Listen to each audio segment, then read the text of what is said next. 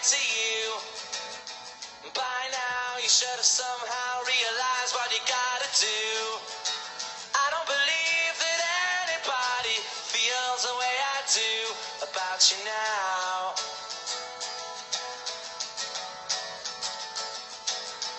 Backbeat, the word is on the street that the fire in your heart is out. I'm sure you've heard it all before, but you never really had it out. Fala, meu povo, beleza, rapaziada? Como é que tá? Sossegado? O Oasis é da hora demais, hein? Me amarro demais. Grande Cláudio, e aí, meu irmão, como é que tá? Perla, boa noite, seja bem-vinda, obrigado por compartilhar aí. Shirley PCDF. Shirley, hoje eu vi uma postagem sua no Facebook que eu achei engraçado. Eu acreditei naquela história que você tava contando da polícia, cara. Você acredita? Eu acreditei naquela sua postagem, velho. Deison, beleza, Deison? Como é que tá, meu irmão? Pati, Eumonice, Mia Oliveira, Lucimar. Boa noite, rapaziada. Boa noite, Danilo, Jefferson. Jefferson lá de Charqueadas. Tava acompanhando hoje mais cedo, né, Jefferson? Eu lembro de você. Rio Grande do Sul, rumo ao Senado. Chega aí, meu irmão. Seja bem-vindo. Vem pra cá. A gente tá te esperando. Se puder ajudar, vai ser bom demais. Boa noite, Leila. Obrigado, pessoal, quem tá compartilhando. Agradeço quem tá compartilhando. Travando, pessoal? Tá travando aí pra todo mundo? Travando pra todo mundo ou não? Como é que tá? Beleza, beleza, Rafael? Como é que tá, irmão? Firmeza? Polícia Civil do Goiás na veia. Grande Carlos. Ah, agora deu uma melhorada? Tava tranquilo, fluindo, beleza? Excelente, galera. Então vamos nessa. Galera, o que a gente vai fazer aqui? Hoje é a primeira transmissão dessa sequência que a gente vai fazer aí para a Polícia Civil do Goiás, certo? A gente vai fazer uma sequência aí de 24 transmissões. Vai ser uma revisão completa da parte de direito penal geral e direito penal especial, mais a parte de legislação extravagante. Aqui, eu te garanto, nessa parte de direito penal geral, especial e legislação penal extravagante, você vai chegar na prova sabendo o que você precisa. Eu te garanto que se você acompanhar essas revisões aqui, você vai chegar na prova sabendo aquilo que você precisa saber para acertar as questões que vão ser cobradas lá. Beleza? Olha só. Como eu tinha já colocado para vocês o organograma lá, nossa estrutura, como é que é essa sequência de aulas, hoje é a aula que a gente vai tratar dos princípios constitucionais. Se você pegar o seu edital aí da Polícia Civil do Goiás, seja para escrivão, seja para agente, boa noite quem está entrando aí, vamos compartilhar, galera. Se você pegar o edital, seja para escrivão, seja para agente, você vai reparar o seguinte. No ponto 22, dentro da área de direito penal, no ponto número 22, você vai encontrar um tópico que é padrão dentro do CESP, disposições constitucionais aplicáveis ao direito penal. Esse tópico dentro do CESP, pessoal, ele é padrão. Ele está em todo edital que cai para carreiras policiais, você vai encontrar esse tópico lá. Disposições constitucionais aplicáveis ao direito penal. O que é essa tal disposição constitucional aplicável ao direito penal? O que é isso? Isso aqui, pessoal, são alguns princípios previstos na Constituição Federal e que se aplicam no direito penal. Beleza? Então são princípios previstos na Constituição Federal e que se aplicam ao direito penal. E é justamente esse o tema da nossa aula aqui de hoje. Beleza? Agora, qual a colaboração que eu vou pedir para vocês, pessoal? Olha só. Vamos manter o contato no coraçãozinho. Eu quero todo mundo botando coraçãozinho aí para eu perceber que o vídeo não travou. Eu vou pedir agora para a gente dar uma segurada nas mensagens. Então a gente dá uma segurada nas mensagens agora que eu vou começar a expor aqui o conteúdo. Beleza? No final, evidentemente, eu vou deixar aqui um espaço para a gente tirar dúvidas tranquilamente. Então o que a gente vai fazer? Assim que eu acabar de expor o conteúdo, eu vou abrir um espaço para a gente tirar as dúvidas. Então você vai anotando a dúvida que você tiver aí do lado, e no momento que a gente liberar aqui para retomada aqui com as dúvidas, você vem e traz sua dúvida. Porque se a gente ficar mandando mensagem agora, aí vai travar a transmissão e vai acabar prejudicando aqui a continuidade do programa, beleza? Então a partir de agora a gente começa aí a introduzir o conteúdo. Vamos lá. Como eu disse, a aula 1 é aquela aula que vai tratar das disposições constitucionais aplicáveis ao direito penal. Tranquilo? Beleza. Professor, onde é que eu encontro essas disposições constitucionais que se aplicam ao direito penal? Você vai encontrar esse tema, pessoal, dentro da Constituição, evidentemente, no artigo 5º, incisos 39 até o 47. Então, se você quiser acompanhar a letra da lei daquilo que a gente vai trabalhar aqui, basta que você abra o seu Vadimeco, ou abra aí o site do Planalto, não sei onde é que você está, e verifique lá na Constituição Federal, no artigo 5º, incisos 39 até o 47. Então, dos incisos 39 ao 47 é justamente aquilo que a gente vai abordar aqui de maneira muito breve. Olha só.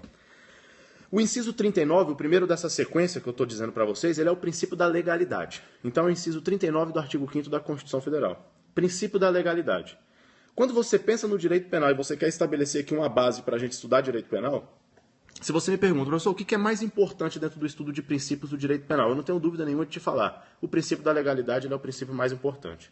O princípio da legalidade ele é a base de toda a estrutura do direito penal. Tudo o que você desenvolve como estrutura no direito penal, você parte do princípio da legalidade.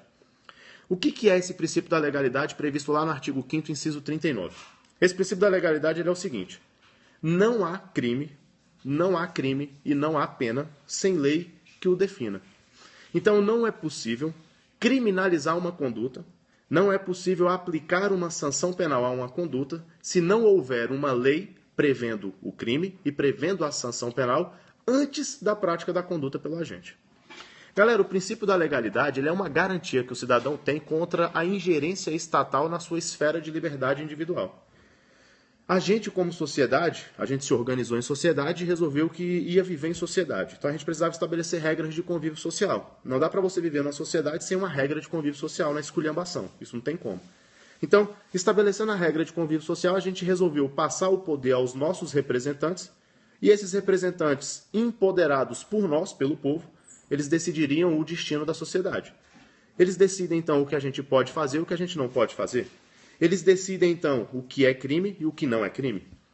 Veja que os representantes, por meio da lei, os nossos representantes lá dentro do Congresso Nacional, por meio da lei, eles definem o que pode e o que não pode ser feito, o que vai ser considerado crime e o que não vai ser considerado crime. Esse poder a gente passou para o representante, ele tem esse poder de dizer, então, o que é crime e o que não é crime. Agora, olha só que interessante. Eu tenho que limitar o poder dado a esses representantes. E uma forma de limitar esse poder que ele tem, de ingerir na minha vida particular, é justamente o princípio da legalidade. Ao mesmo tempo em que eu dou o poder para ele dizer o que é crime e o que não é crime, eu também limito esse poder dizendo para ele o seguinte: você pode até dizer o que é que eu posso fazer e o que eu não posso fazer. O problema é que você tem que dizer isso antes de eu praticar a conduta. Porque assim eu evito ser perseguido pelo Estado. O Estado não consegue me perseguir. Se eu pratiquei uma conduta hoje, e essa conduta não era conduta criminosa no momento em que eu pratiquei, eu tenho uma garantia. Eu não vou ser responsabilizado penalmente pela prática dessa conduta. Eu só sou responsabilizado penalmente quando eu pratico uma conduta cuja responsabilização penal já existia na lei no momento em que eu pratiquei. E isso eu posso ter certeza graças ao princípio da legalidade, que é aquele princípio previsto no artigo 5º, inciso 39 da Constituição Federal. Esse princípio da legalidade ele tem vários sinônimos. Ele pode ser chamado de princípio da anterioridade, de princípio da reserva legal, de princípio da legalidade. O fato é que, independentemente do nome que a gente dê ao princípio, o importante é que a gente entenda o seu conceito. E o seu conceito é justamente a necessidade de existência de lei antes da prática da conduta para que eu possa considerá-la uma conduta criminosa. Então, se eu quero dizer que aquela conduta é criminosa, é necessário que antes da prática da conduta exista uma previsão legal trazendo aquela conduta como criminosa. Então, esse é o teor do princípio da legalidade. Isso é o que nos diz o princípio da legalidade. Isso ficou claro para a gente? Então, necessário ter lei anterior para que exista a prática de um crime. Tranquilo isso daí? Beleza. Agora, o que pega para a gente, pessoal? O que o seu examinador gosta de abordar quando a gente pensa em princípio da legalidade? Eu vou falar pausadamente aqui para você entender, olha só. A Constituição Federal, ela diz para a gente no artigo 5º, 139, o seguinte texto: não há crime sem lei anterior que o defina e não há pena sem prévia cominação legal. Eu quero que você preste atenção aqui em duas palavras que eu mencionei dentro desse texto. A Constituição diz que não há crime e ela diz que não há pena se não houver uma prévia cominação legal. Veja, quando eu penso em crime, quando eu penso em pena, eu tenho que ter o entendimento de que crime e pena são apenas espécies de algo mais amplo. Como assim, professor? Esclarece isso daí. Olha só. Dentro do direito penal, a gente trabalha com um termo que é a infração penal. E o que é essa infração penal? Infração penal é aquele comportamento que a sociedade reprova e que, portanto, ele é tipificado em uma lei para ser proibido. Então, infração penal é o comportamento reprovável pela sociedade. Essa infração penal ela se subdivide em duas espécies diferentes. Essa infração penal ela pode ser crime ou contravenção penal. Então você já percebe que crime não é a única espécie de infração penal. O crime é apenas uma delas. E qual é a diferença entre um crime e uma contravenção? De maneira simples para a gente não entrar nessa seara nesse momento, porque a gente vai ter a oportunidade de fazer isso lá na frente. De maneira muito simples, a diferença entre crime e contravenção é a gravidade do fato. Basta você pensar em exemplo. O homicídio. O homicídio é uma conduta criminosa. O homicídio é um crime. E por que é um crime? Porque é uma conduta extremamente grave, extremamente reprovável e, portanto, eu considero crime. Agora, o que é a contravenção? A contravenção também é uma conduta reprovável pela sociedade, mas com um grau de intensidade, com um grau de reprovabilidade menor. Por exemplo, o jogo do bicho, perturbação do sossego alheio. Então a conduta daquele vizinho barulhento que às 2 horas da manhã coloca um som ensurdecedor do lado da sua casa. Ele acaba praticando ali uma contravenção penal. É uma conduta reprovável, mas não tão reprovável quanto o crime. O fato é que a infração penal é o comportamento reprovável e ela se divide em crime e contravenção penal, ok? Da mesma forma, quando eu penso em pena, então veja, o princípio da legalidade diz assim, ó, não há crime sem lei anterior que o defina. E aqui você já entendeu comigo então que se ele diz não há crime, ele deixou de lado uma espécie de infração penal, que é a contravenção. Ele nada menciona a respeito da contravenção.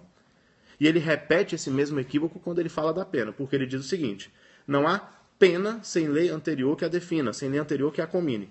E ele nada diz em relação a outra espécie de sanção penal, que a gente conhece como medida de segurança. Então olha que interessante. De novo, aquela divisão entre duas espécies de infração penal que a gente fez, a gente pode fazer a divisão entre duas espécies de sanção penal. Eu tenho um gênero, infração penal, eu tenho um gênero, sanção penal. E a sanção penal ela se divide em duas. Ela se divide em pena e ela se divide em medida de segurança. Então veja que o princípio da legalidade não menciona em nenhum momento a medida de segurança. Ele apenas menciona uma das espécies de sanção penal que nós temos no ordenamento jurídico. A pena é aquela sanção penal que eu aplico ao agente que praticou um crime e que tem capacidade de responder por aquilo que faz. Um agente imputável, um maior de idade, que tem plena capacidade psicológica e vai lá e pratica um crime. Ele consegue entender o caráter ilícito do fato que ele pratica e ele mesmo assim pratica a conduta. Ele pratica um crime e ele vai receber uma pena em razão de ter praticado essa conduta. A medida de segurança, ela é uma sanção penal que se aplica tão somente àquele agente que é inimputável em razão de uma anomalia psíquica e que praticou uma conduta considerada como criminosa. Então, se o camarada não tem capacidade de entender o caráter ilícito do fato que ele está praticando, porque ele é doidão, ele é completamente maluco, ele tem uma anomalia psíquica. Ele não conseguindo entender o caráter ilícito do fato que pratica, ele pratica um crime. Nesse momento, esse sujeito, em razão da prática dessa conduta, recebe uma sanção penal. Que sanção penal é essa? Medida de segurança. Beleza? Então, a gente vai entender bem aqui agora. Você vai anotar no seu caderno assim, ó. De um lado eu tenho infração penal, do outro lado eu tenho sanção penal. Dois gêneros, infração penal e sanção penal. A infração penal se divide em crime e contravenção. A sanção penal ela se divide em pena e em medida de segurança. Ok? Então, essa estrutura a gente já entendeu. E onde é que eu quero chegar? Eu quero chegar justamente no ponto que o seu examinador gosta de abordar em prova. Ele menciona o princípio da legalidade, e a gente sabe o que diz o princípio da legalidade. O princípio da legalidade diz que não há crime sem lei anterior, não há pena sem lei anterior. O princípio da legalidade ele esquece a contravenção e ele esquece a medida de segurança. E aí a pergunta que o seu examinador faz é a seguinte: será que o princípio da legalidade, essa exigência de lei anterior, ele deve ser aplicado nas hipóteses de contravenção penal? O legislador que quer criar uma contravenção penal, ele precisa respeitar o princípio da legalidade? Ou será que não haveria necessidade, já que não há previsão expressa na Constituição? Será que o legislador, quando resolve criar uma medida de segurança, ele precisa respeitar o princípio da legalidade ou será que ele pode dispensar o princípio da legalidade em razão de ausência de previsão constitucional? Essa é a pergunta que o seu examinador faz. Trocando em miúdos, o que ele quer saber? Ele quer saber qual é a abrangência do princípio da legalidade. Até onde alcança o princípio da legalidade? Ele alcança a contravenção? Ele alcança a medida de segurança? Essa é a pergunta. E a resposta, pessoal, é positivo. Se você pensar em infração penal como gênero, independentemente se é crime ou contravenção, e você pensar na sanção penal como gênero, independentemente se é pena ou medida de segurança, qualquer uma das duas, todas elas são levadas em consideração no princípio da legalidade. O princípio da legalidade ele deve ser respeitado em qualquer uma dessas hipóteses. Então, para que se crie um crime, ou então para que se crie uma contravenção penal, para que se combine uma pena, ou então para que se combine uma medida de segurança, é necessário lei, e essa lei tem que ser anterior à prática da conduta. Então aqui a gente já definiu o primeiro ponto importante para a sua prova, olha só. O princípio da legalidade, ele se aplica às contravenções penais, e o princípio da legalidade ele se aplica também às medidas de segurança. Pode colocar essa frase no seu caderno que quando você estiver revisando isso vai ser necessário para você, porque se cobrarem o princípio da legalidade na sua prova, essa questão vai estar lá. O princípio da legalidade se aplica às contravenções penais? Sim. O princípio da legalidade se aplica às medidas de segurança? Sim também. Então aqui a gente definiu a abrangência do princípio da legalidade. Um primeiro ponto importante para a gente dentro dessa análise, ok? Beleza. Avançando ainda no estudo do princípio da legalidade, então, a gente vai entender agora um detalhe. O princípio da legalidade ele é baseado na lei. Você já observou isso comigo. Essa lei que tem que prever o crime, a contravenção, essa lei que tem que prever a sanção penal, essa lei ela tem algumas características. O princípio da legalidade ele chama para si, para essa lei que compõe o princípio da legalidade, algumas características extremamente importantes. Então, essa lei do princípio da legalidade, ela deve ter algumas características que a gente tem que lembrar na prova. E quais são esses detalhes que nós temos que lembrar? E aí você pode colocar no seu caderno. A lei, você vai colocar aí a lei do princípio da legalidade, ela precisa ser anterior, como a gente vem mencionando aqui a todo tempo, ela precisa ser anterior à prática dos fatos, ela tem que ser uma lei em sentido estrito, ela tem que ser uma lei estrita,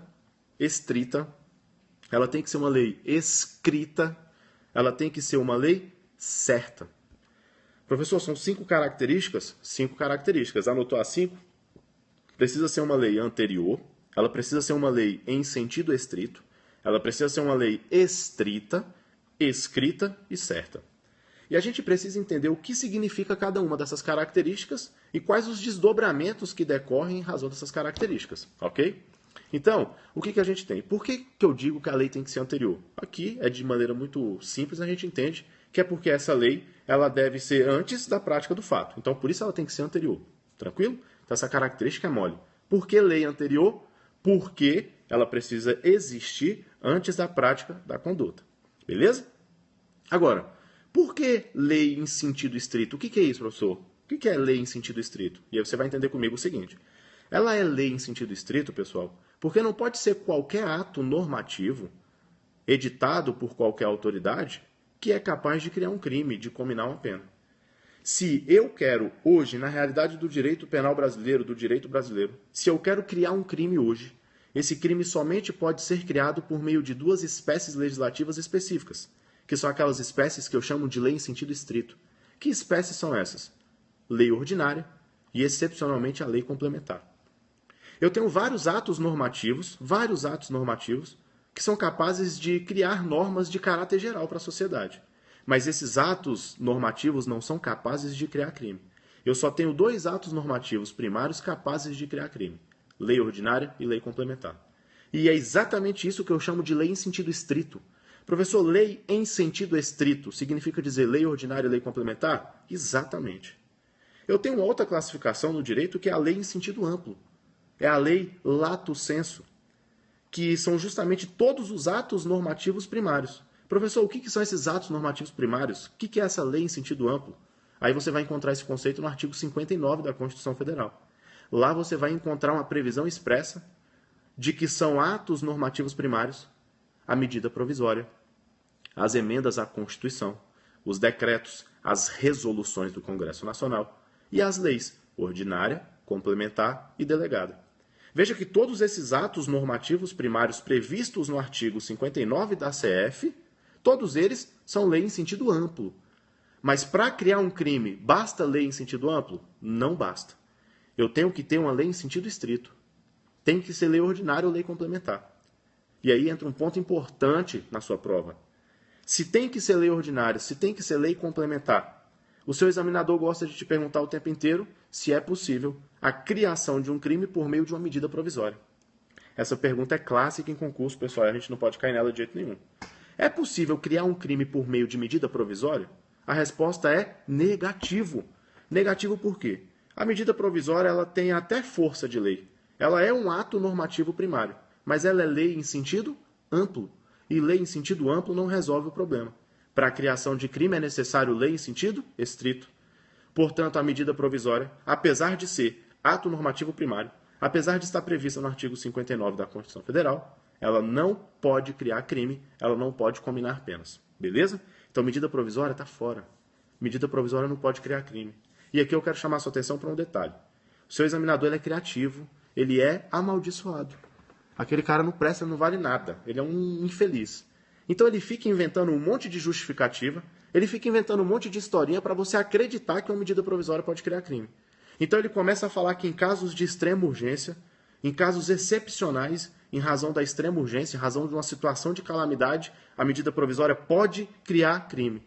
E aí você vai falar o quê? Não pode. Em nenhuma hipótese a medida provisória pode criar crime. Não interessa qual é a conversa fiada que ele vai inventar para tentar justificar esse absurdo que ele vai dizer. E olha, ele é criativo. Ele inventa de tudo para tentar te enganar. Quando você lê na prova, independentemente da justificativa, que não tem exceção, pode ir com tudo. Medida provisória pode criar crime. Errado. Não interessa a justificativa que ele vai trazer. Beleza? Beleza. Então, medida provisória a gente já tira, tá fora. Mas aí surge outro ponto importante. Os tratados internacionais de direitos humanos. Vamos lá. Tratados internacionais de direitos humanos. Esses tratados internacionais que versem sobre direitos humanos, eles atualmente ingressam no ordenamento jurídico brasileiro com 2 estados. Então, se você imagina que uma pirâmide de gradação entre as leis, no topo da pirâmide você tem quem? A Constituição Federal. A Constituição Federal é a lei das leis, ela está acima de todas. No meio da pirâmide você tem os atos normativos primários, as leis. E lá na base da pirâmide você tem os atos infralegais. Os atos infralegais. Então é uma pirâmide dividida em 3 etapas. Ato infralegal, lei, Constituição. A Constituição está acima de tudo. Ela é a lei das leis, ela que rege todo o ordenamento jurídico, certo? Então a Constituição é a lei suprema do país. E aí a pergunta é, a Constituição como lei suprema, ela é um ato normativo capaz de criar um crime? E aqui fica interessante para a gente. A Constituição ela é o suprassumo das normas. Ela direciona todo o funcionamento do ordenamento jurídico brasileiro. Ela é um ato normativo capaz de criar um crime? Eu posso criar um crime por meio de norma constitucional? E a resposta, pessoal, você tem que confiar no que eu acabei de te dizer. A resposta é negativo. A Constituição Federal não é o que a gente conhece como lei em sentido estrito.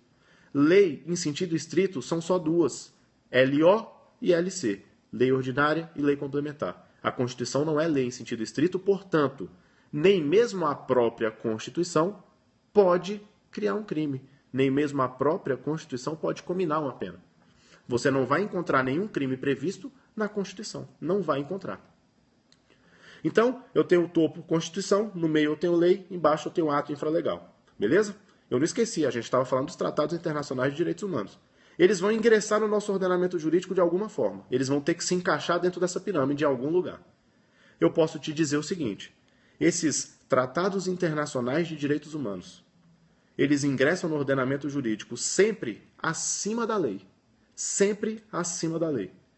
Se eles forem aprovados dentro do Congresso Nacional, com o mesmo quórum da emenda constitucional, ou seja, 3/5 em 2 turnos nas 2 casas.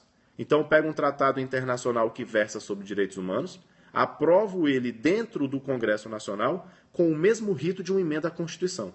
3/5 dos votos em cada uma das casas e em 2 turnos separados.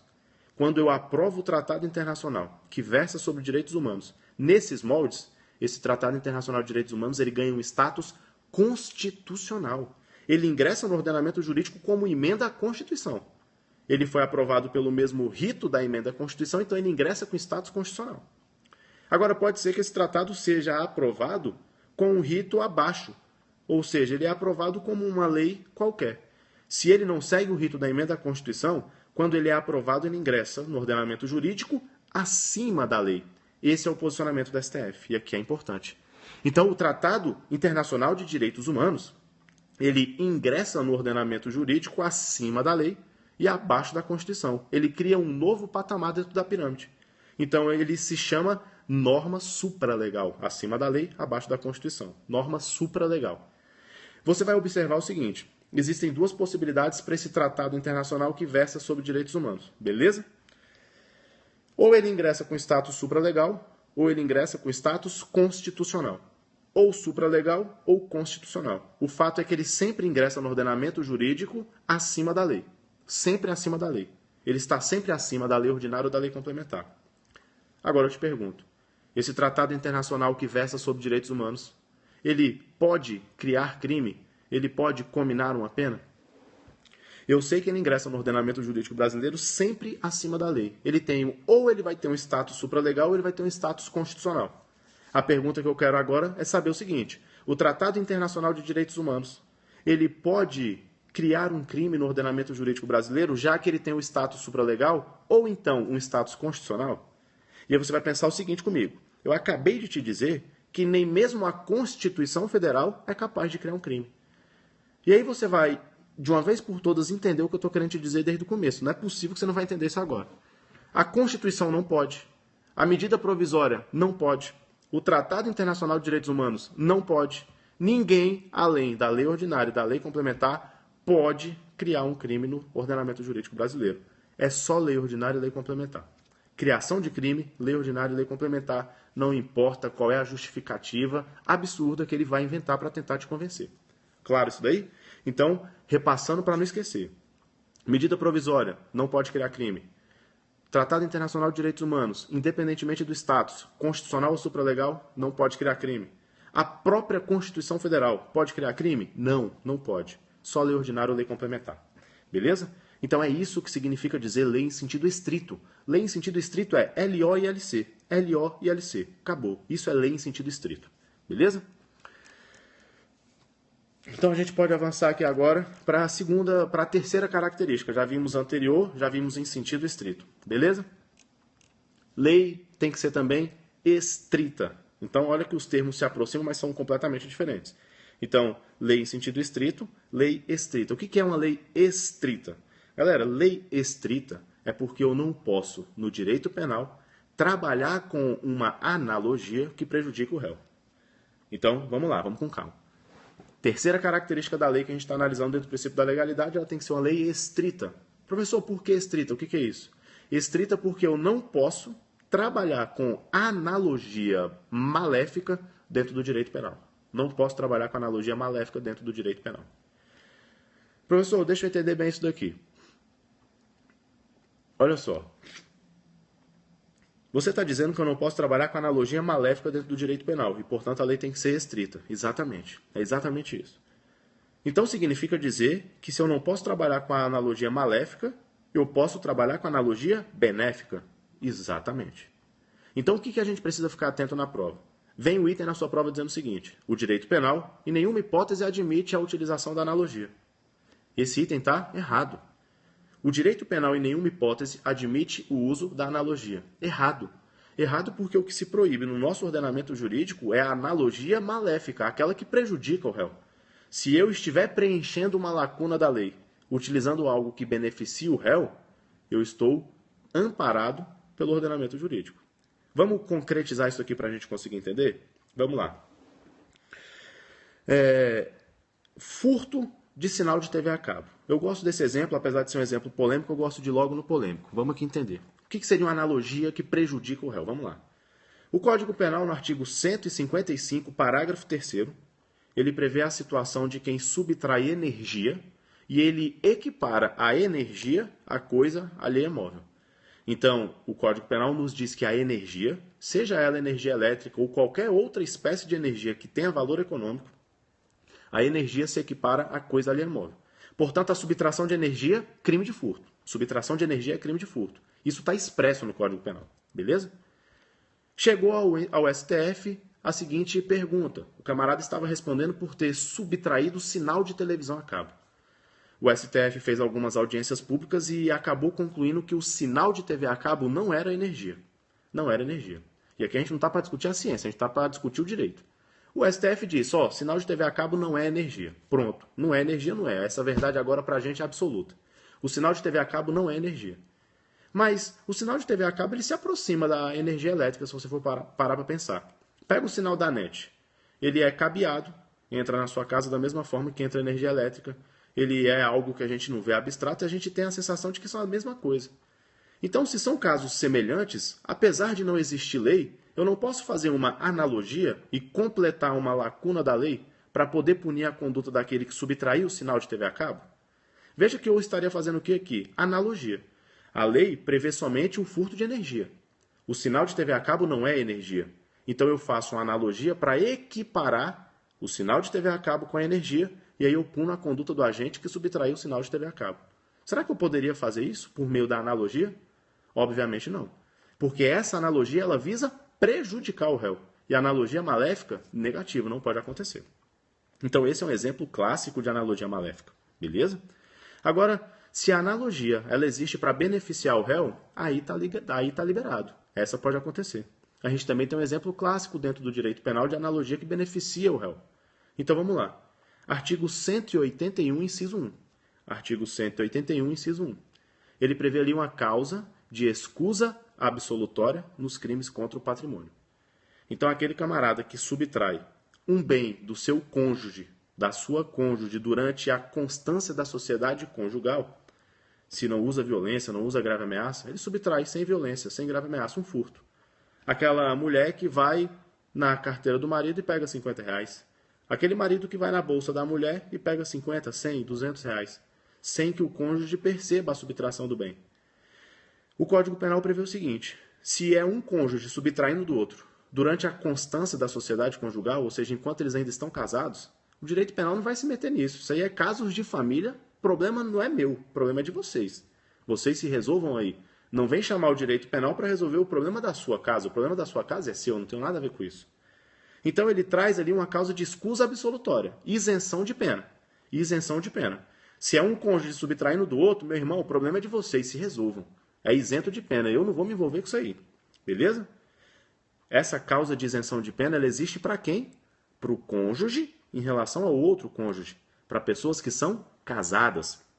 Agora veja, hoje em dia na nossa sociedade é muito comum você encontrar casais que convivem em função de um contrato de união estável. Então eu tenho ali companheiro e companheira convivendo por conta de um contrato de união estável. Eu não tenho mais marido e mulher na constância da sociedade conjugal.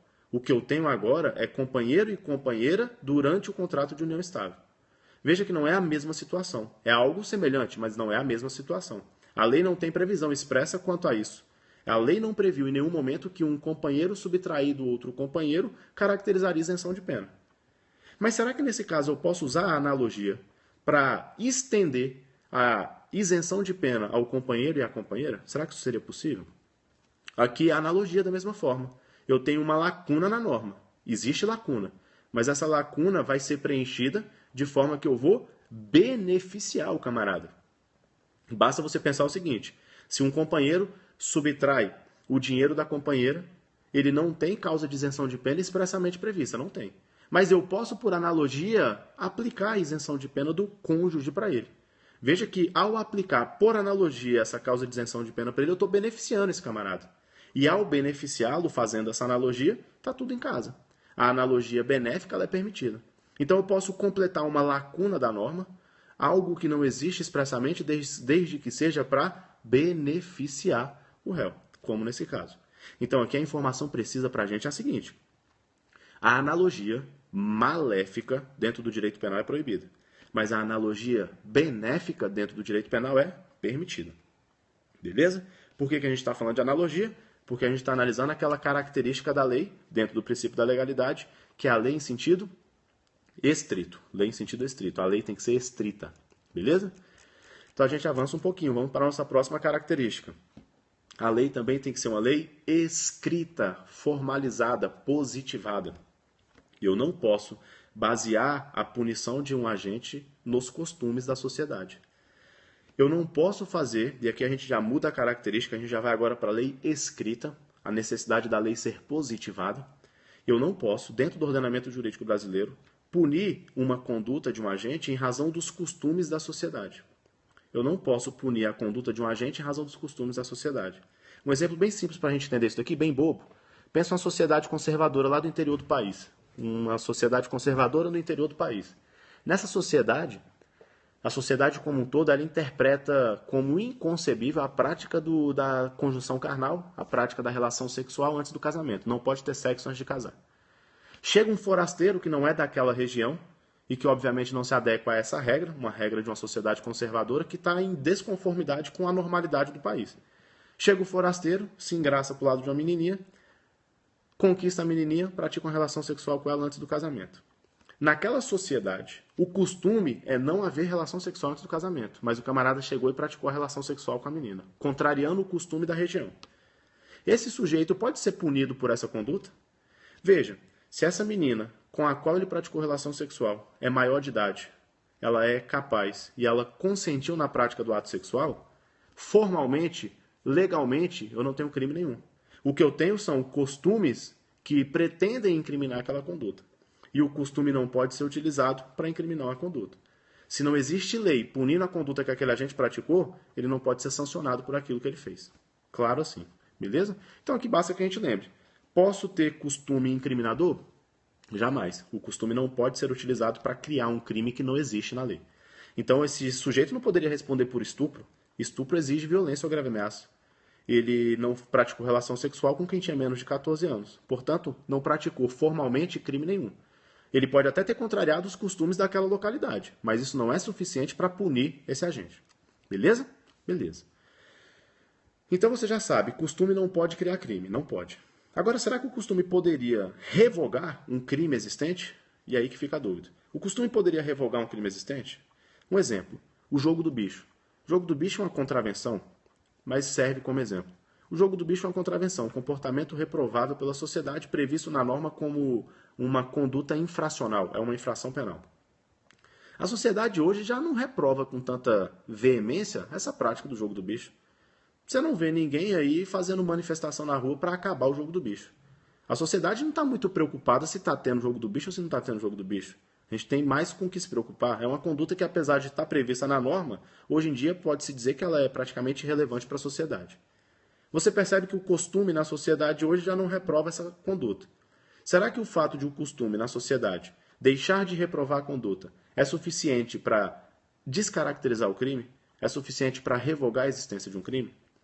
E aí o raciocínio, pessoal, é bem tranquilo aqui. O que cria o crime? A lei. Somente a lei cria o crime. Então, se eu quiser revogar um crime, eu tenho que utilizar qual instrumento? A lei. Então, o crime, ele é criado por lei e ele também é revogado por lei. O costume não é suficiente para revogar uma lei. Então, independentemente da prática costumeira da sociedade, e aí não interessa se eu reprovo ou deixo de reprovar a prática da contravenção penal, esse costume não é suficiente para revogar a existência do crime. Se está escrito na norma que aquela conduta é crime, se está escrito na norma que ela é contravenção, ela vai ser punida como tal, independentemente dos costumes da sociedade. Claro isso daí? O STJ já teve a oportunidade de se manifestar a respeito disso e ele foi peremptório. Ele disse exatamente isso que eu estou te dizendo. O crime é criado por lei e ele tem que ser revogado por lei. O costume não pode revogar o crime. Beleza? Lá no caso concreto do STJ, ele analisava a infração penal de casa de prostituição. O prostíbulo, Zona, Casa da Luz Vermelha, Parthenon aqui em Brasília. Não é isso? Essa Casa da Luz Vermelha, o prostíbulo, chegou lá uma situação lá para o STJ analisar, justamente o crime do artigo 229, salvo engano, casa de prostituição. Você pode considerar que talvez a nossa sociedade já não reprove tanto assim essa conduta, né? Essas casas de massagem e tal, talvez estejam se proliferando de uma forma que a gente deixou de reprovar. Provavelmente quem está me acompanhando talvez concorde com esse detalhe. Mas o fato é que apesar de o costume talvez não reprovar mais essa conduta, a lei continua existindo e casa de prostituição é crime. E se é crime, será punida pela lei. Beleza? Então o costume não é suficiente para revogar crime. Tranquilo? Beleza. E por fim, a última característica que falta a gente analisar da lei. A lei tem que ser certa. Pessoal, o que significa dizer que a lei tem que ser certa? Aqui a gente tem a necessidade da lei ser taxativa. A lei ela não pode ter preceito vago, um preceito indeterminado. Se a lei ela é formada com preceitos vagos ou preceitos indeterminados, ela acaba ferindo o princípio da legalidade por via indireta. Uma das características da lei que cria o crime, que comina a pena, é justamente que ela tem que ser certa, taxativa, sem preceitos vagos e indeterminados. Significa dizer o seguinte: se eu vou criar uma norma, Eu tenho que passar para o cidadão a certeza de que ele, praticando aquela conduta, ele responde por um crime. E eu tenho que informar para esse cidadão direitinho qual é a conduta que ele pratica e que não se encaixa na norma. Se eu utilizo preceitos vagos e indeterminados na criação de um crime, eu posso gerar uma dúvida no cidadão. Ele vai olhar para aquele crime e falar, bem, ali está dizendo isso, mas eu não sei se eu praticando essa conduta eu estou incidindo naquele crime, porque o crime é um pouco turvo, ele é um pouco impreciso. Você quer um exemplo prático para a gente tentar entender? Artigo 288-A do seu Código Penal. O artigo 288-A ele é o crime de constituição de milícia privada. E aí a constituição de milícia privada é um crime que pune a conduta daquele que, por exemplo, integra uma organização paramilitar, uma milícia particular, um grupo ou um esquadrão. Veja só, esquadrão, grupo, milícia particular, organização paramilitar. Olha quantos termos imprecisos são utilizados na definição desse crime. O que é uma milícia particular? O que é um grupo? O que é um esquadrão? Quantas pessoas são necessárias para a formação de uma organização paramilitar? Veja que são preceitos vagos, são preceitos imprecisos. Eu não consigo dizer exatamente o que vem a ser uma organização paramilitar. Pode ser que eu me reúna com alguns amigos para praticar uma conduta que eu sequer achei que seria crime, mas de repente eu descubro que essa reunião de colegas minha aqui, ela constitui na verdade um esquadrão. E se constitui esquadrão é crime do artigo 288-A. Espera aí. Esse crime é um crime que fere claramente o princípio da taxatividade. Olha só que importante esse conceito para você. Princípio da taxatividade. A lei tem que ser taxativa. O que não foi nesse caso, ela não foi taxativa. Ela não utilizou preceitos precisos. Pelo contrário, ela se utilizou de preceitos vagos e indeterminados. Vagos e imprecisos. Nesse caso, eu feri o princípio da legalidade. Por quê? Porque a lei que criou o crime não foi certa. E se ela não é certa, ela fere o princípio da legalidade. Claro isso daí? Então essa é a última característica da lei. Lei do princípio da legalidade. Ok? Então, pessoal, olha só. O artigo 5º, inciso 39, que traz para a gente o princípio da legalidade, que provavelmente é o princípio mais importante que a gente tem para analisar nessa sequência.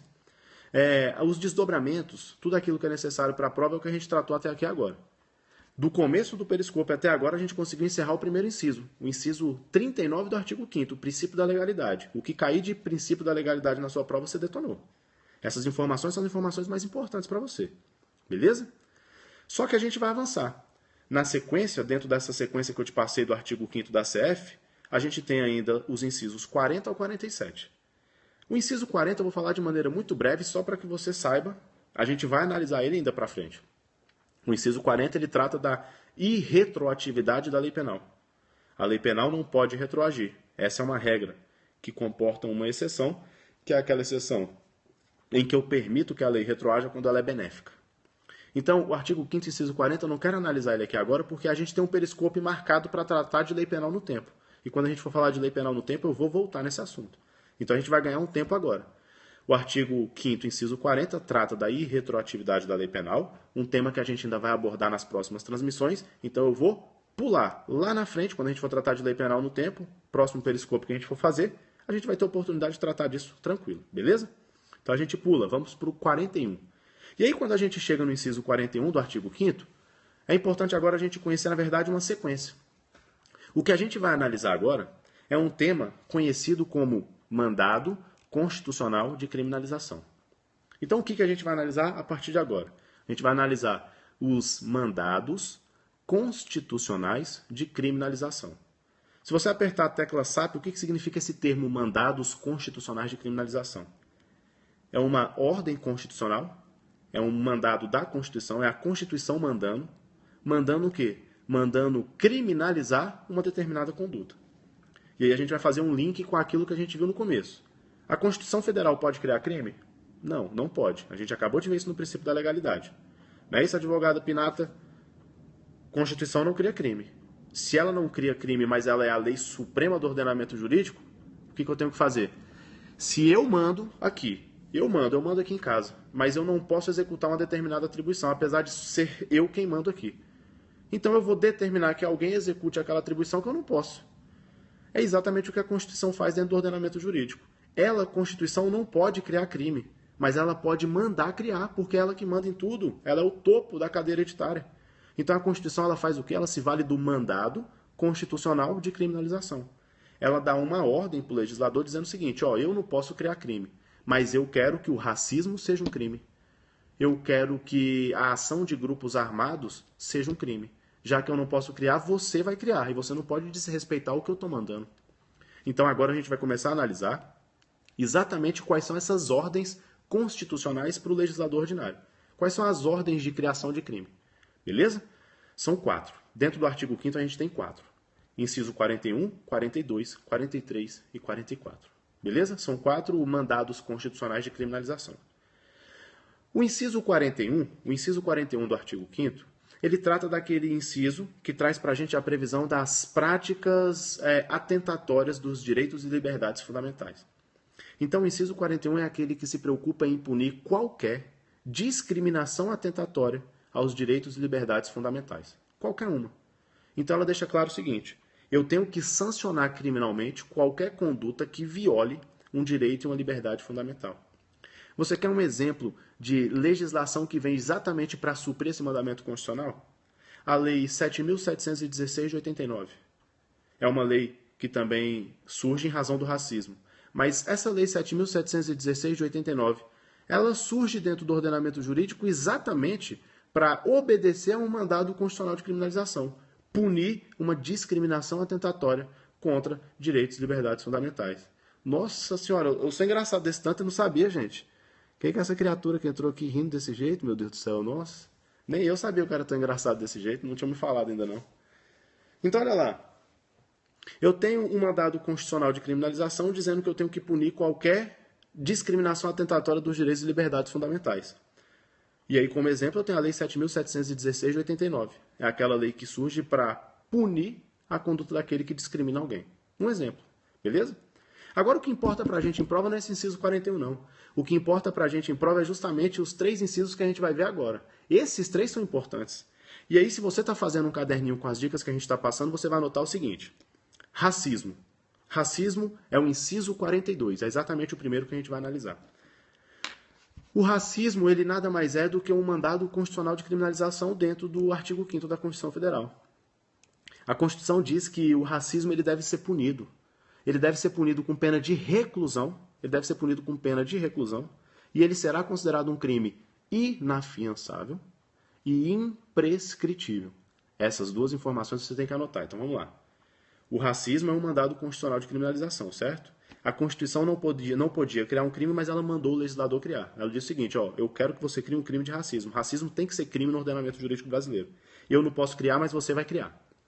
E eu já vou te adiantando, o legislador ordinário, isso é a Constituição falando para o legislador ordinário, imagina só. A Constituição vira para o legislador ordinário e fala, ó, já que eu não posso criar o crime, você vai criar. O problema é que quem manda aqui sou eu, e você vai criar o crime com determinadas características que eu já vou te dar. Quais são as características?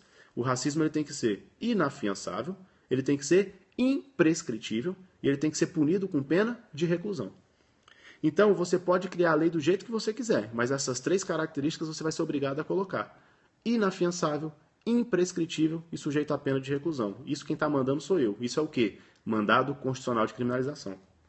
E aí o legislador ordinário fez o quê? Criou a Lei 7.716 de 89. E ele puniu o racismo com pena de reclusão e ele previu realmente a inafiançabilidade e a imprescritibilidade do crime de racismo. É um crime inafiançável e um crime imprescritível. Beleza? O inciso 43, que é o da sequência, que é o próximo inciso, ele traz para a gente uma fórmula matemática. Que fórmula matemática é essa? É o 3t mais h.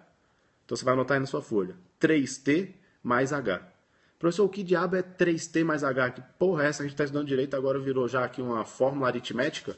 3t mais h. O que é isso? Galera, que é o seguinte. O inciso 43 ele trata dos crimes hediondos e os seus equiparados. Crimes hediondos e os seus equiparados. Então, o H da fórmula você já matou. O que é esse H? Crime hediondo. E quais são os crimes equiparados? Os crimes equiparados são os 3 T's. Quais são os 3 T's? Terrorismo, tortura e tráfico ilícito de entorpecentes.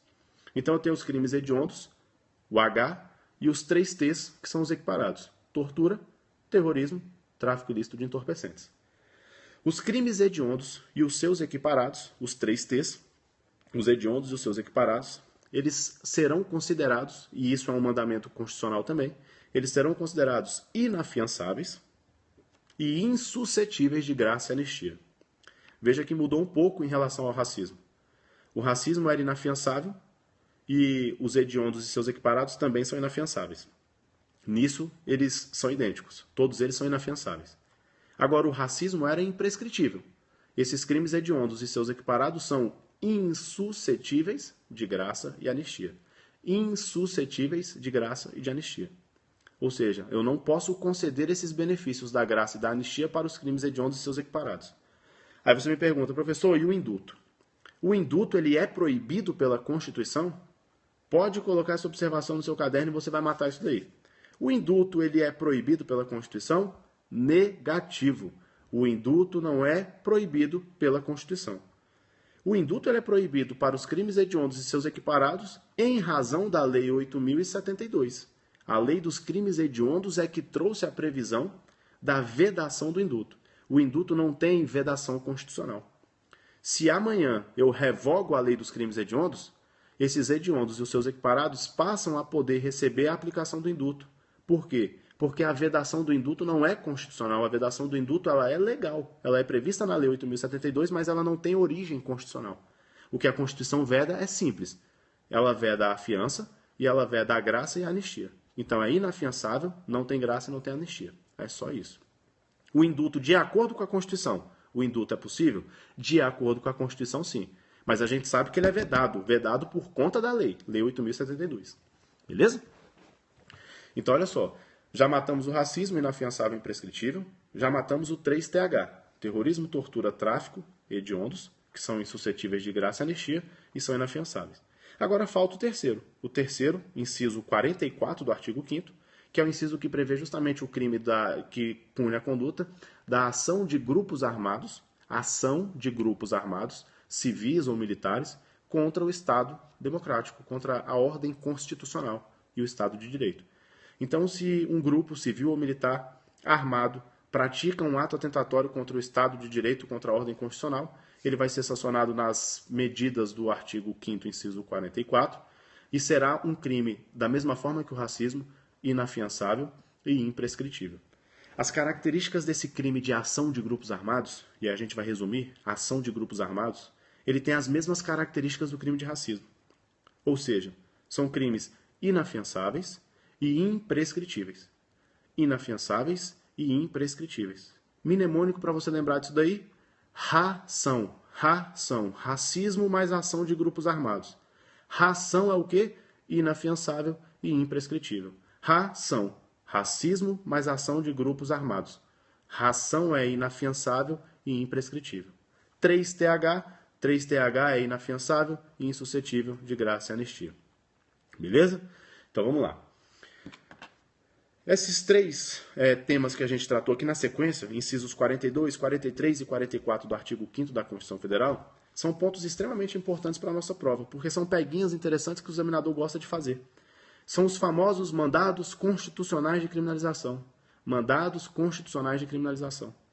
E aí você já sabe então agora o que é esse tal mandado constitucional de criminalização, você já sabe quais são os existentes dentro do artigo 5º e você conhece as características dele.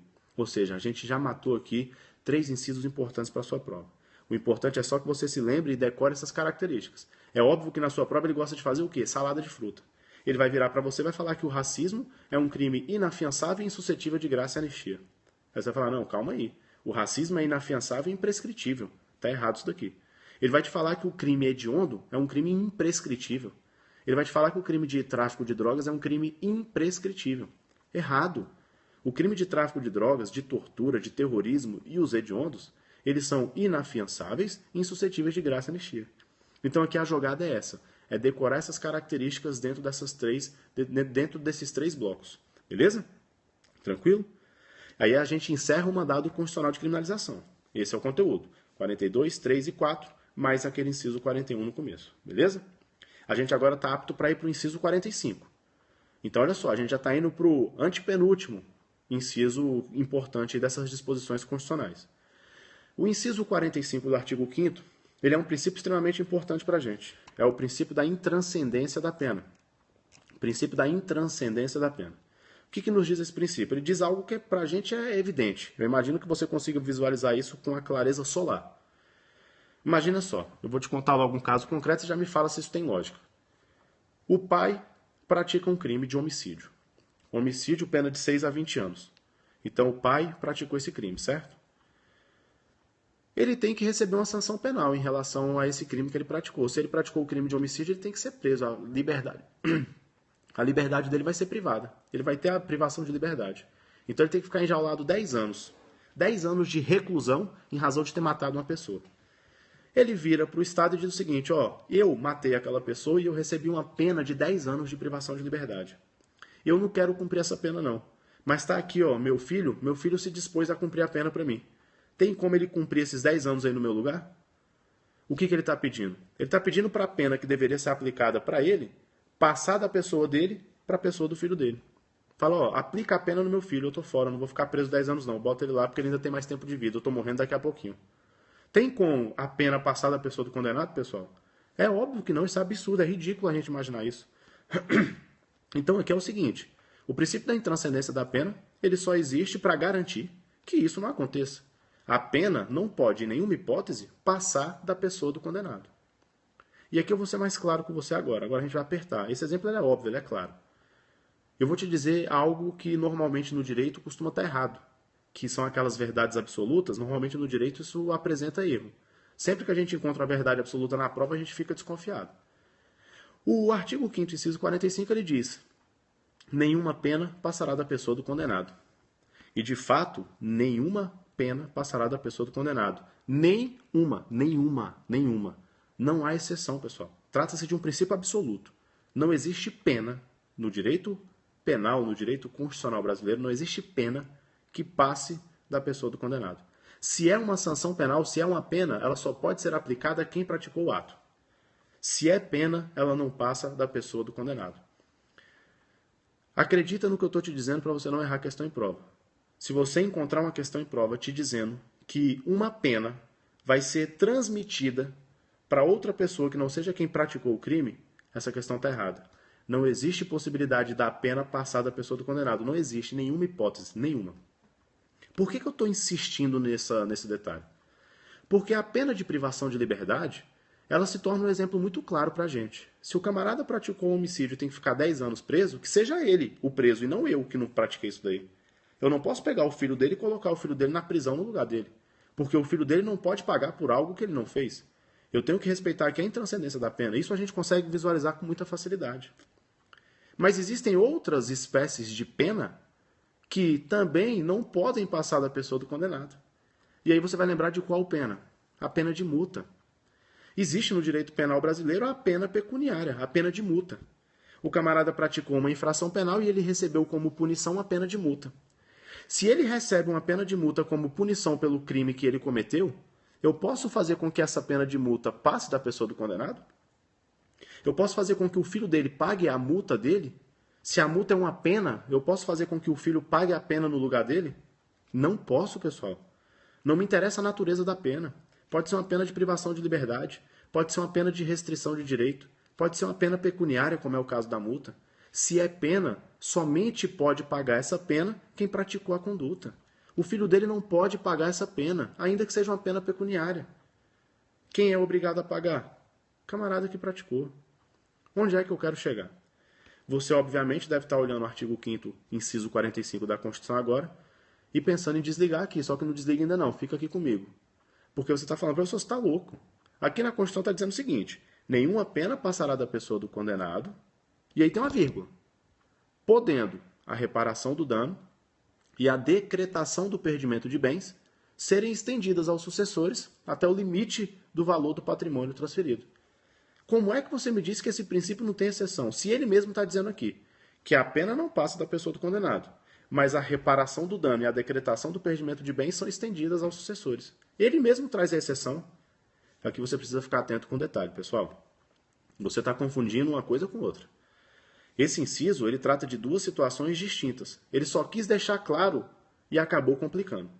O que ele quis deixar claro? Num primeiro momento, aquilo que você encontra antes da vírgula é o seguinte: nenhuma pena passa da pessoa do condenado. Esse é o primeiro momento. E ele está te dizendo que não importa qual é a pena, pode ser uma pena pecuniária, pode ser uma pena de privação de liberdade, nenhuma pena passa da pessoa do condenado. E aí ele traz um segundo momento. O segundo momento ele já está trazendo não mais pena.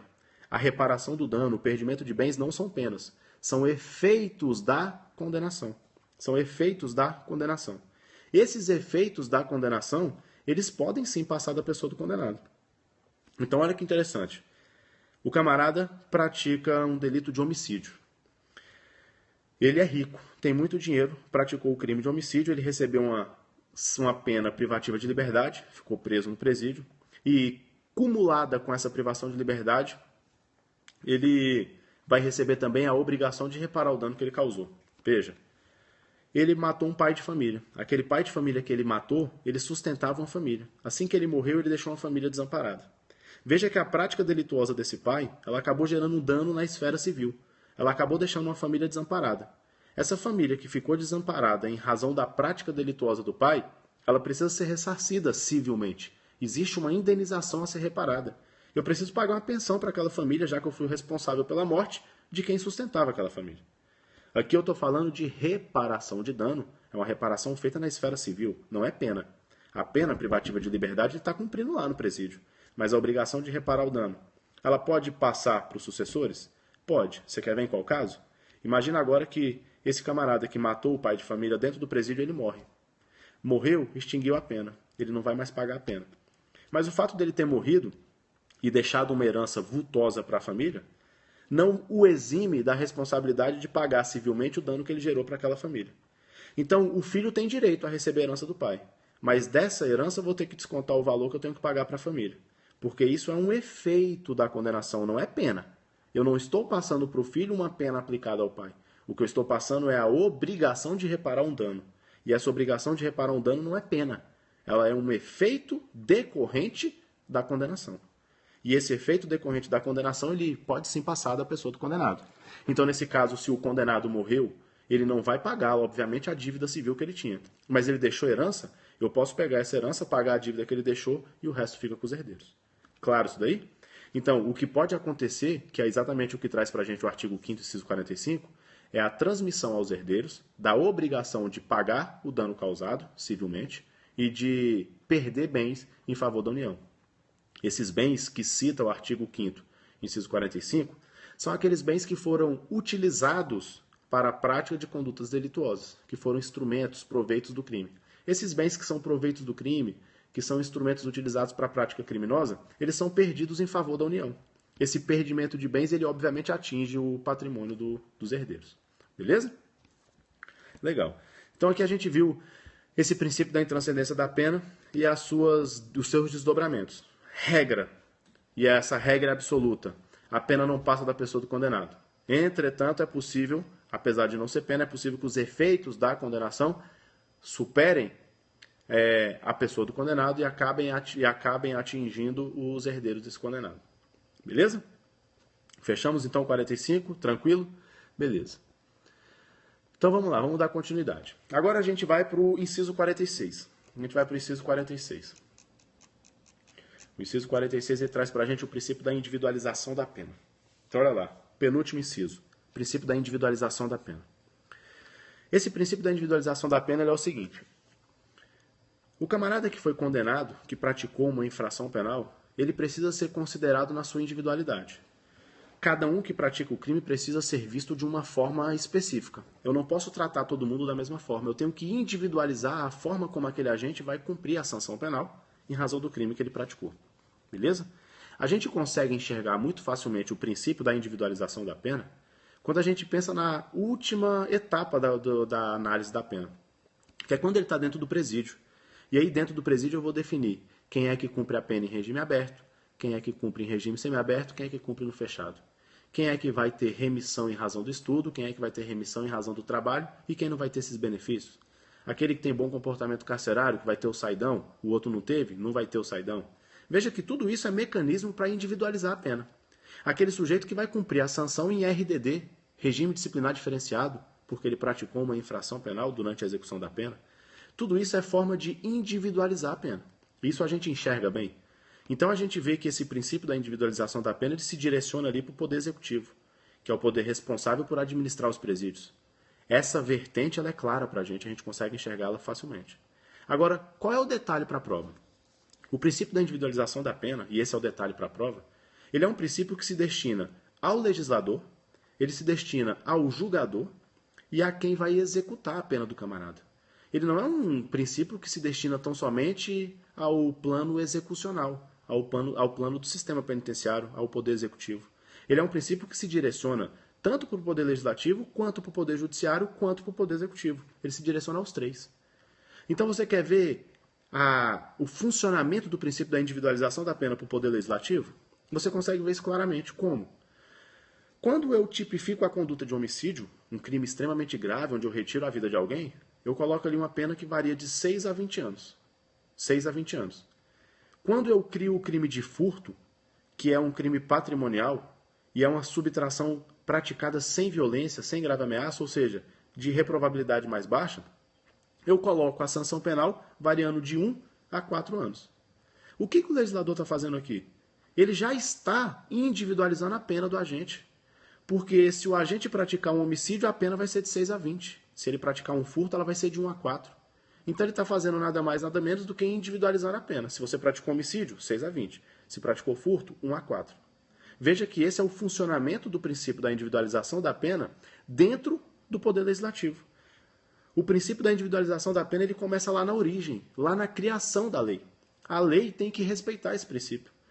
Então é por essa razão que muitas vezes se discute a proporcionalidade de determinadas penas. Por quê? Porque essas penas, inclusive, podem estar violando esse princípio da individualização da pena. Um exemplo clássico disso são 2 crimes contra a administração pública. Eu tenho ali o crime de corrupção passiva, em que o sujeito ativo, o funcionário público, ele solicita gentilmente uma vantagem devida. O famoso cafezinho. O cara te para na blitz e te pede um cafezinho para não te dar a multa. Corrupção passiva, uma solicitação.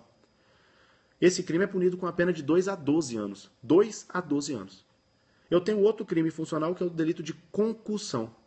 Concussão já não é mais uma solicitação pacífica de vantagem devida. Na concussão, o funcionário público exige uma vantagem devida. Ele te constrange, exigindo uma vantagem devida. É uma conduta mais grave. Mas sabe como ela é sancionada pelo Código Penal? Com a pena de 2 a 8 anos. Olha aqui a ofensa ao princípio da individualização da pena. A corrupção passiva menos reprovável, 2 a 12 anos. A concussão mais reprovável, 2 a 8 anos. A sanção máxima é menor. Veja que isso aqui é uma desproporção clara entre as penas previstas para esses 2 delitos. É, obviamente, uma ofensa ao princípio da individualização da pena. Porque a individualização da pena tem que ser respeitada desde o momento em que eu estou criando a norma. Claro isso daí? Então, para o Poder Legislativo, o princípio da individualização da pena se aplica. E para o Poder Judiciário também se aplica? Também. Como é que é a aplicação da individualização da pena para o Poder Judiciário? É simples demais. O juiz, no momento de julgar o caso concreto, ele se depara ali com 2 sujeitos que praticaram um crime de furto. Então vamos lá, olha só. Eu tenho 2 sujeitos diferentes que praticaram o mesmo crime. O legislador, ele cumpriu a missão dele. Ele colocou a pena para o furto de 1 a 4 anos. Essa pena em abstrato ela é uma só, 1 a 4 anos. Não me interessa quem praticou o crime. Qualquer um que pratica o crime, ele vai receber uma pena que varia de 1 a 4 anos, ok? O julgador, na análise do caso concreto, ele vai definir qual é a pena concreta dentro dessa análise, entre 1 e 4 anos.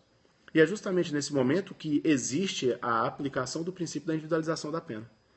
O julgador, no momento de definir a pena em concreto dentro daquele lapso estabelecido pelo legislador, ele vai chegar ali e vai dizer, varia de 1 a 4 anos. Mas como a conduta desse réu foi muito reprovável, vou fixar a pena dele em 2. Aqui varia de 1 a 4 anos. Mas esse réu aqui ele é reincidente. Ele já praticou esse delito várias vezes. A conduta dele é mais reprovável ainda. Vou fixar em 4 anos a pena dele. Veja que isso é o quê? Individualização da pena. Eu analiso o camarada, eu analiso o caso concreto e aí eu fixo a pena dele. Beleza? Pessoal, vocês estão aí? Travou? Sumiu os corações? Tá tudo certo? Beleza? Funcionando? Show de bola. Voltou ali. Deu uma travada, não pensei que tinha travado. Tá funcionando? Todo mundo acompanhando legal? Beleza. Então, olha só. Aqui a gente viu o princípio da individualização da pena para o julgador do caso concreto. Então, o que a gente está analisando? A individualização da pena? Beleza, pensei que tinha travado. A individualização da pena, então, ela diz respeito aos 3 poderes da República. Começa no Legislativo, também é aplicada no Judiciário e também é aplicada no Poder Executivo. Beleza? se direciona aos 3. Só para que fique claro, tem um rol que a gente precisa decorar aqui nesse artigo 5º, inciso 46. O artigo 5º, inciso 46, ele traz um rol de penas permitidas no ordenamento jurídico brasileiro e a gente tem que conhecer quais são as penas admitidas no ordenamento jurídico brasileiro. Então eu tenho lá pena privativa de liberdade ou restritiva de liberdade, a pena de interdição ou suspensão de direito, perda de bens, multa e prestação social alternativa. Aí já é uma missão decoreba, você tem que decorar. São as 5 penas permitidas. E aí você depois vai dar uma olhada no artigo 5º, inciso 46, e vai decorar as penas permitidas. Agora, o que é mais importante do que decorar esse rol? É conhecer as características desse rol. Trata-se de um rol que nós chamamos de rol exemplificativo. O que significa dizer isso? A Constituição ela elencou ali 5 penas, 5 sanções que são permitidas. Não significa dizer que são as únicas. Eu posso ter outra sanção não prevista nesse rol e que mesmo assim vai ser constitucional. A Constituição ela só deu exemplos de sanções admitidas, mas pode ter outra sanção não prevista nesse rol? Pode. É um rol exemplificativo. E a gente tem um exemplo muito claro de sanção não prevista nesse rol e que é aceita hoje tranquilamente. É a sanção do artigo 28 da Lei de Drogas. O artigo 28 da Lei de Drogas ele pune a conduta do usuário, o porte para consumo pessoal. Essa conduta do porte para consumo pessoal ela tem como sanção penal advertência, frequência obrigatória a cursos educacionais e prestação de serviços à comunidade. Veja que a advertência não é sanção prevista aqui nesse rol. Veja que a frequência obrigatória a cursos educacionais não é sanção prevista nesse rol. Mas deixa de ser constitucional? Não. Não deixa porque esse rol é meramente exemplificativo. Mas eu posso ter outras fora desse rol e que permanecem sendo aplicáveis. Tranquilo? Então, rol exemplificativo. E aí você vai dar uma decorada nele lá pra gente. Artigo 5º, inciso 46. Beleza? E por fim, para a gente fechar, o inciso 47. O inciso 47, princípio da dignidade da pessoa humana, princípio da humanização das penas, são sinônimos. O que diz para a gente esse princípio da dignidade da pessoa humana, da humanização das penas? Ele traz para a gente um rol de penas que são proibidas. Ele diz assim, no ordenamento jurídico brasileiro eu admito algumas sanções penais, mas em hipótese alguma eu vou admitir a aplicação dessas daqui. E aí ele traz um rol de penas que são proibidas no ordenamento jurídico brasileiro, que não podem ser aplicadas. E esse rol precisa também ser decorado. Quais são as penas proibidas no ordenamento jurídico brasileiro? Eu não posso ter pena de morte, isso aí a gente já sabe, pena de morte não é admitida. Pena de caráter perpétuo não é admitida. Pena de banimento não é admitida. Penas cruéis também não são admitidas. E penas de trabalhos forçados também não são admitidas. Então eu tenho 5 penas proibidas, 5 penas que não podem ser aplicadas. Caráter perpétuo, banimento, cruéis, trabalhos forçados e a pena de morte. Então eu vou de novo. Caráter perpétuo, banimento, cruéis, trabalhos forçados e pena de morte. São 5 penas proibidas. Essas penas não podem ocorrer no ordenamento jurídico brasileiro. Beleza isso daí? Agora olha só que interessante, galera. Dentro desse rol de penas proibidas que eu te disse, dentro desse rol, qual é a mais grave de todas? Qual é a pena mais grave dentro desse rol que eu elenquei aqui? Eu tenho ali penas que são proibidas. Banimento, caráter cruel, caráter perpétuo, cruel, trabalhos forçados e morte. De todas elas, a mais grave dentre todas, você vai concordar comigo, é a pena de morte. A pena de morte é aquela que é mais grave. E qual é a que vai admitir exceção? Olha que interessante. Essas penas, elas são penas proibidas. Todas elas são proibidas. Qual é a mais grave de todas? A pena de morte. A pena de morte é a mais grave de todas dentre as proibidas. Você pode levar o seguinte raciocínio para a prova. Essas penas, elas são proibidas em qualquer hipótese. Olha só, vamos construir o raciocínio. Essas penas são proibidas em qualquer hipótese. Entretanto, existe uma ressalva no que diz respeito a uma delas. E qual é a única ressalva existente? É justamente a ressalva que recai sobre a pena mais grave de todas. A pena de morte ela é proibida em regra, porque excepcionalmente ela vai ser admitida. Apesar de ser a mais grave, ela é justamente a que admite exceção. A pena de morte é proibida em regra, porque excepcionalmente, nos casos de guerra declarada, eu admito a pena de morte. Então, eu vou levar